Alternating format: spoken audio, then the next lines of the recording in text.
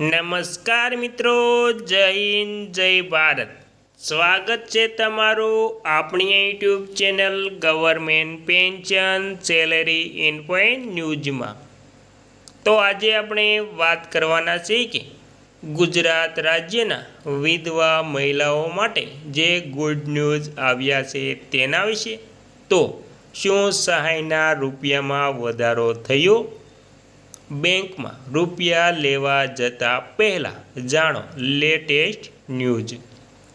તો તમે પણ ગુજરાત રાજ્યના એક વિધવા મહિલા છો તો તમારા માટે આ સમાચાર ખૂબ જ અગત્યના થવાના છે.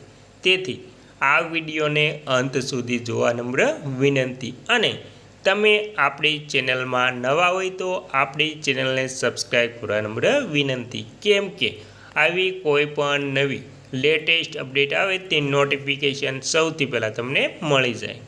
તો વિગતવાર વાત કરીએ તો ગુજરાતમાં વિધવા બહેનો માટે સૌથી મોટા અને સારા સમાચાર એ છે કે ગંગા શ્રોપા આર્થિક સહાય યોજના એટલે કે વિધવા સહાય યોજના હેઠળ હવે સહાયની રકમમાં એટલે કે જે સહાયની રકમ છે તે મેળવવા માટે બેંકે પોસ્ટ ઓફિસના ધક્કા નહીં ખાવા પડે. તો મિત્રો, તમે ગુજરાત રાજ્યના વિધવા મહિલાઓ છો તો તમારે હવે કોઈ પણ કઈ જગ્યાએ કોઈ ધક્કા ખાવાની એટલે કે બેંકના ધક્કા ખાવાની જરૂર રહેશે નહીં. કારણ કે સરકાર હવે ઇન્ડિયન પોસ્ટ પેમેન્ટ બેંક IPPBના માધ્યમથી ઘરે બેઠા પેન્શન ચૂકવણી કરી રહી છે. અને મિત્રો, ત્યારબાદ વિગતવાર જાણીએ તો રાજ્ય સરકારના મહિલા અને બાળ વિકાસ વિભાગ દ્વારા આ યોજના હેઠળ વહીવટી સુધારો કરીને બહેનોની સુવિધામાં મોટો વધારો કરવામાં આવ્યો છે. તો જે ગંગા શ્રોપા આર્થિક સહાય યોજના હેઠળ ગુજરાત રાજ્ય સરકાર વિધવા બહેનોને જે દર મહિને જે સહાય આપે છે, જેમાં 1250ની દર મહિને સહાય આપે છે, તેમાં પણ હવે વધારો કરવા જઈ રહ્યા છે. તો તેમાં કેવી રીતે વધારો થશે તેની પણ આપણે વાત કરવાના છે. તો મિત્રો, તમે ગંગા શ્રોપા આર્થિક સહાય યોજનાનો લાભ લેતા હોય તો એક મહત્ત્વની તેમાં પણ વાત કરી લઈએ. તો તેમાં સૌથી પહેલાં વાત કરીએ તો પહેલું, ઘર બેઠા પૈસા મળશે, પોસ્ટમેન ઘરે આવશે. તો હવે સરકારની રકમ ડાયરેક્ટ બેનિફિટ ટ્રાન્સફર એટલે કે DBT દ્વારા સીધી આધાર લિંક IPPB ખાતામાં જમા થાય છે. પોસ્ટમેન અથવા તો ગ્રામીણ ડાક સેવક તમારા ઘરે આવીને રોકડા રૂપિયા આપી જશે. ઝીરો બેલેન્સ ખાતું એટલે કે તમારે કોઈ પણ ખાતાનો ચાર્જ આપવાનો રહેશે નહીં. ઝીરો બેલેન્સથી તમારું ખાતું શરૂ થશે. જો કોઈ બહેનોનું ખાતું ન હોય તો ઇન્ડિયન પોસ્ટ પેમેન્ટ બેંકમાં શૂન્ય બેલેન્સ સાથે નવું ખાતું ખોલી આપવામાં આવશે. તો મિત્રો, તમે પણ ગંગા શ્રોપા આર્થિક સહાય યોજનાની લાભ લેવા માંગતા હોય તો તમારે પોસ્ટ બેંકમાં ખાતું ખોલાવવાનો કોઈ ચાર્જ આપવાનો રહેશે નહીં. અને તેમાં બીજું જોઈએ તો યોજના હેઠળ મળતા મુખ્ય લાભો અને નિયમો. ગુજરાત સરકાર દ્વારા વિધવા મહિલાઓને સન્માનપૂર્વક જીવન અને આત્મનિર્ભરતા માટે નીચે મુજબની સહાય આપવામાં આવે છે. તો વિગતો અને નિયમો અને મળવાપાત્ર લાભો. તો વિગતોમાં વાત કરીએ તો માસિક સહાયની રકમ. નિયમો અને મળવાપાત્ર લાભોમાં દર મહિને 1250 સીધા તેમના ખાતામાં જમા થાય છે. બીજું, ઉંમર મર્યાદા. તો તેમાં વિગતોમાં નિયમોમાં જોઈએ તો 18 વર્ષ કે તેથી વધુ ઉંમરની તમામ વિધવા મહિલાઓ એટલે કે 18 વર્ષથી ઉપરની વિધવા મહિલાઓને 1250 મળવાપાત્ર થશે. ત્યારબાદ ગ્રામીણ આવક મર્યાદા એટલે જે ગામમાં રહે છે તેમની આવક છે, તેમાં ગામડામાં રહેતા પરિવારો માટે વાર્ષિક આવક 1,20,000 સુધી છે. ત્યારબાદ વિગતોમાં શહેરી આવકની મર્યાદા જોઈએ તો શહેરમાં રહેતા પરિવારો માટે વાર્ષિક આવક 1,50,000 સુધીની છે મિત્રો. તો મિત્રો આવી રીતે આવક મર્યાદા છે. ત્યારબાદ વાત કરીએ તો સહાય ચાલુ રાખવા માટે જરૂરી કામગીરી. હયાતીની ખરાઈ એટલે કે લાઈફ વેરિફિકેશન યોજના લાભ સતત ચાલુ રાખવા માટે દર વર્ષે નિયત સમય મર્યાદા જેમ કે 31 જુલાઈ સુધીમાં લાભાર્થીએ પોતાની હયાતીની ખરાઈ કરાવવી ફરજિયાત છે. તો તમારે સહાય શરૂ રાખવી હોય તો તમે હયાત છો તેવી ખરાઈ કરાવી તેની તારીખ છે 31 જુલાઈ, ત્યાં સુધીમાં તમારે કરાવવાની રહેશે.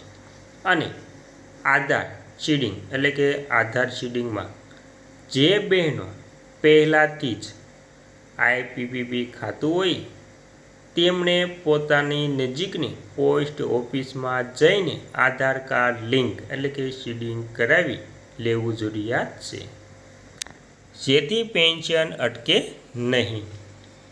તો વિધવા બહેનોએ આવી રીતે સહાય ચાલુ રાખવા માટે જરૂરી કામગીરી કરવી પડે છે.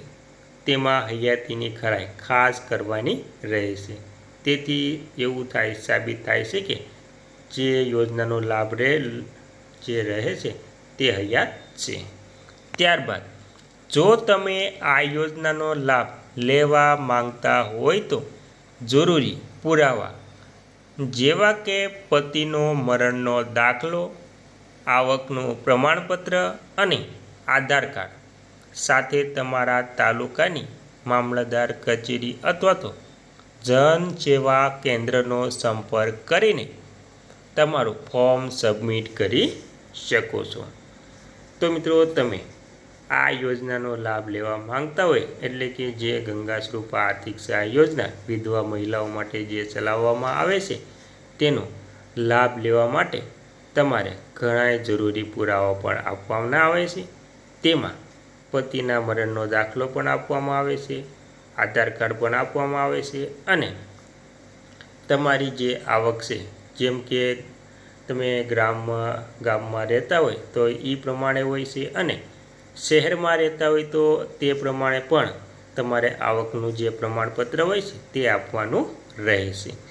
ત્યારબાદ વાત કરીએ તો ગુજરાત સરકાર દ્વારા વિધવા મહિલાઓને આત્મનિર્ભર બનાવવાના હેતુથી અમલી જે સહાય છે જેમાં ગંગા સ્વરૂપા આર્થિક સહાય યોજના હેઠળ હવે સરકારની જે નવી સ્કીમ એટલે કે સરકાર જે હાલમાં ગંગા સ્વરૂપા યોજના છે તેની સહાયની રકમ સીધી ઇન્ડિયન પોસ્ટ પેમેન્ટ બેંક જે આપણે પહેલાં વાત કરી તેમ સીધા તેમના ખાતામાં જમા કરવામાં આવે છે.